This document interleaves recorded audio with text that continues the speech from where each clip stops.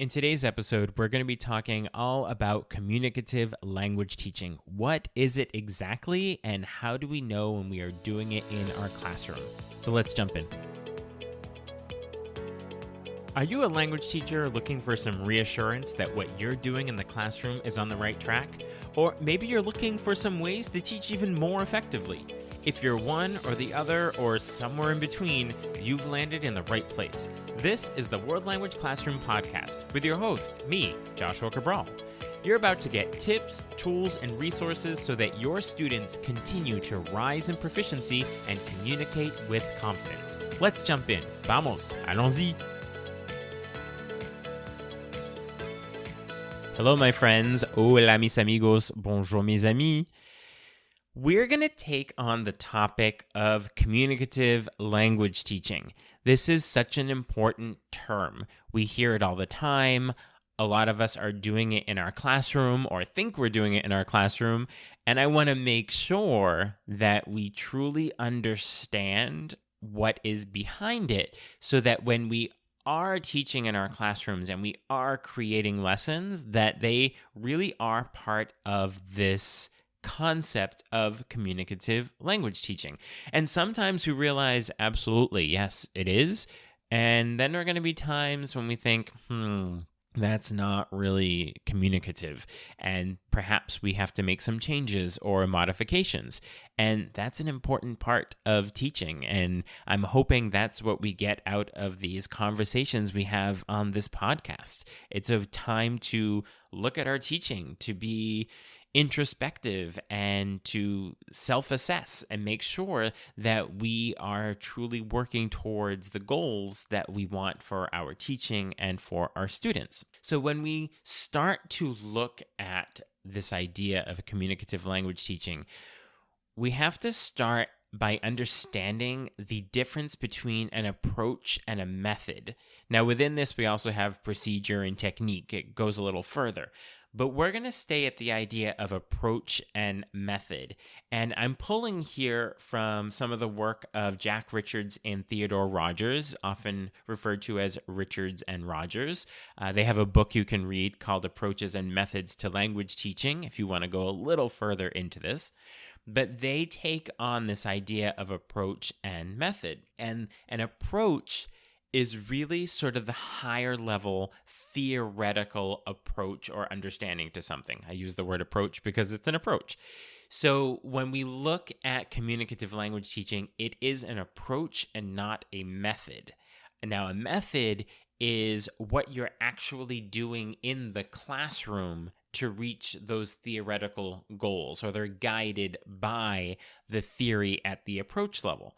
So communicative language teaching as an approach has some guiding principles, and that's what Bill VanPatten tells us about communicative language teaching. He points out that it is not a method, that it's really a set of guiding principles, and that there are lots of methods that fit into that framework. So you may be a communicative language teacher, and what that looks like in your classroom looks differently than the classroom next door or other teachers you're communicating with in Facebook groups and on Twitter, because there are lots of methods that you can use to get to the goal of communicative language teaching, or within the principles and the theories of communicative language teaching. Now, that's really important to understand, because since it's not any one method, that we're not going to have colleagues that are doing exactly what we're doing, and we can learn from each other for that reason. And once we understand theoretically what communicative language teaching is, then we're in a better position to look at different methods that are out there and then to immediately say to ourselves, yes, that is within the communicative language approach, or no, that is not, and that's not something I'm going to do. Let's look at theoretically what this idea of communicative language teaching is. So the first thing to look at is the idea of input.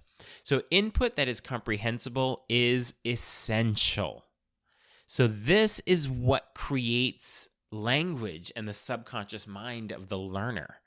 So you have to make sure that the language is comprehensible. So comprehensible input, CI, we hear a lot about this. The next thing to look at is student output. So student output is in context and centered on conveying a message. So anytime students create language, there's language output, that it's always within a communicative context. It's not just single examples that are not connected to any other idea. So it's always in a context that is conveying a message. Next, the focus is on communicating and doing something with the language as opposed to practicing isolated language features out of context.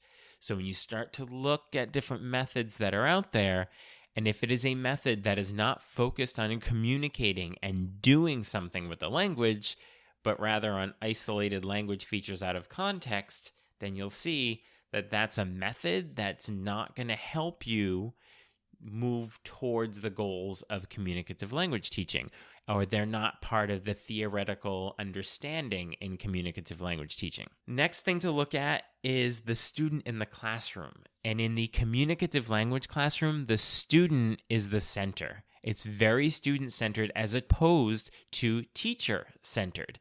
Now, in legacy teaching, pre-communicative language teaching, it was all about the alpha teacher, as we call it, the teacher explaining everything to students. And it wasn't all about student output and message creation and language creation and engagement. So students are creating with language. When it's student-centered, it's the students that are creating with language rather than having the language explained to them by a teacher. They are in a position to find patterns, and as they find these patterns, it's happening in a very subconscious way. There's this language creation happening, and that's really what is driving their language acquisition. So with the focus being on communicating messages, the focus is not on the individual structures of the language. Now, that is not to say that a certain level of accuracy and language structure is needed to communicate a message. Absolutely it is. If the language that students are creating is completely inaccurate and is sort of a structure that doesn't follow any syntax involved in the language, the message isn't going to be understood. So we should not have this idea that in the communicative language classroom that language structure is not even secondary, it's not even part of the system. It is, because we do need to have a certain level of accuracy for the message to be understood. But the most important thing is the message, and knowledge of the language is indeed secondary in that case. So the last thing to look at in this theoretical approach to language learning in the communicative language classroom is that it's focused on understanding the message being conveyed by students despite inaccuracy in the language form. So yes, there will be some inaccuracy, but if it's accurate enough for the message to be understood, we've reached our goal. So that's a change from focusing on correct usage of language structures and only secondarily attending to the message. So those are the basic theoretical underpinnings of communicative language teaching. And I say theoretical because it is indeed an approach and not a method. Now, there are methods that you can use. TPRS, Organic World Language. There are all of these different ways and methods that have been created with the idea of communicative language teaching because they are following those theoretical underpinnings of the approach. So now you can start to look at different methods and ask yourself, okay, is this about input that's comprehensible to students? Is the student always creating language that is about creating a message rather than just individual correct forms of language? Is it student-centered? Are we focusing more on the message and the output than the accuracy of the output, as long as the message is understood? So as you're considering these different things to do in your classroom, you can ask yourself these questions to see if they are in line with communicative language teaching, if in fact you want to have a classroom that is communicative. So now let's look at what this looks like in the classroom. And I'm going to break this down into two sections. We're going to look at performance and assessment. So when it comes to performance, in the past, the legacy way of teaching in the past, the focus was on what students knew about the language and its structures, and practice of correct grammatical forms of the language were typically done in isolation and out of context. Now, in a communicative language classroom, the focus is on what the learner is able to do and accomplish with the language. This is always tied to context, and students communicate authentically with the language despite occasional inaccuracy in the language when the message is clear. So if you want a communicative language classroom, that is what your focus should be. Now, when it comes to assessment in a communicative language classroom, legacy, past assessment, determined the level of language accuracy, and the teacher could easily and quickly point out what was incorrect, such as verb forms or noun gender or measure words or adjective agreement. But in a communicative language classroom, assessments are performance-based. Teachers use tools and strategies such as backwards design and can-do statements to guide students toward communication. So again, as you're looking at different methods and procedures that are out there, you want to make sure, if you want a communicative language classroom, that is how you're going about assessment. So it's really interesting to look at what a communicative language classroom looks like, because with it being student-centered and this idea that it's about communicative language and that it's about language that's understood and comprehensible, and it's about the student creating with the language, it is, in fact, a very natural way of going about language acquisition. So, for example, if you put yourself in an immersion environment where you are surrounded by language that you are going to interact with, that you are going to find patterns in, and you're going to try things out and get some feedback and see if it's understood, and through that whole process, you move along your interlanguage continuum and you get closer to higher accuracy in your L2 and therefore better able to convey messages. So that's a very natural way of going about language learning, and that's essentially what communicative language teaching is saying. So then why do it in a classroom? What's our role as a teacher in that then? Is it just to have situations where students hear language around them and read language around them all the time? At the very basic level, the answer to that question is yes, but it comes down to how we do it. And there is a quote from Larson, Freeman, and Long from 1990 that has always guided me in language teaching. And this is what they say: "It is not because some plants will grow in the desert that watering the ones in your garden is a waste of time. In fact, of course, while the desert may provide the minimum conditions for a plant to grow, watering it may help it to grow faster, bigger, and stronger. That is, to realize its full potential." So they're saying, that plant in the desert without water is able to grow. It happens. But does that mean that if you do water it, that it will not grow stronger and faster? And so that's how I see our role as teachers in the communicative language classroom.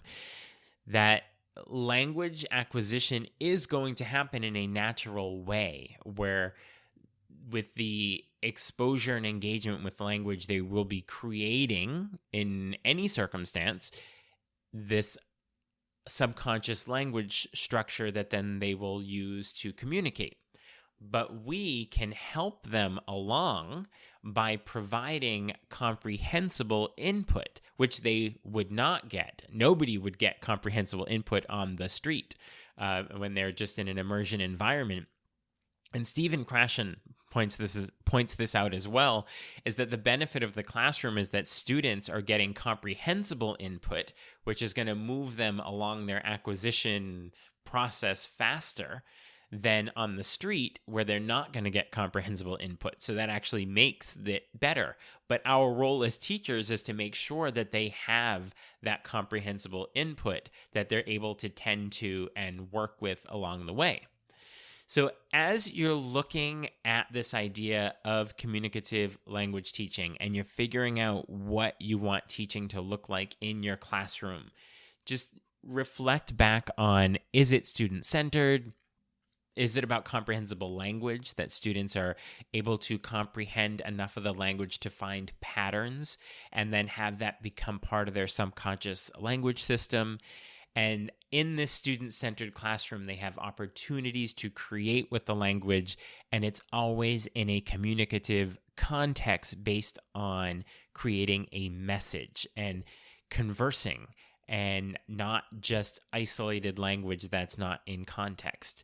And so that when you also assess, that you're assessing the ability to do that and not the individual aspects of the language. So there is our general understanding of communicative language teaching, seeing that it is an approach, which is a theoretical way of acquiring language, and that there are different methods, many methods that can be used within that theoretical framework. So you can have a communicative language classroom that looks very different from another teacher's classroom because they're using a different method, because there are lots of methods that fall under the umbrella of communicative language teaching. All about comprehensible input and communicating in context and communicating a message. So hopefully this helps you to have a better frame of what communicative language teaching is. Always interested to hear what teachers are doing in their classroom. So be sure to post on in Facebook groups and on Twitter so that we can all be learning from each other. Be sure to check out the show notes on this episode. There'll be links to some of the concepts that I talked about, so you can go a little deeper into if you want to do that. And there's also a link to join my weekly newsletter, which is Talking Points, and you get a weekly email with different things about language teaching and different resources, and you'll also find out when each episode of the podcast drops, and you'll know what the topic will be as well. Okay? Thank you so much for spending this time with me, and we'll talk again real soon. Bye for now. You've been listening to the World Language Classroom podcast. Be sure to follow or subscribe wherever you're listening so you don't miss a single episode. Let's continue the conversation on Twitter, Facebook, or Instagram at WL Classroom. You can also see over 250 blog posts about language teaching at, you guessed it, WLClassroom.com.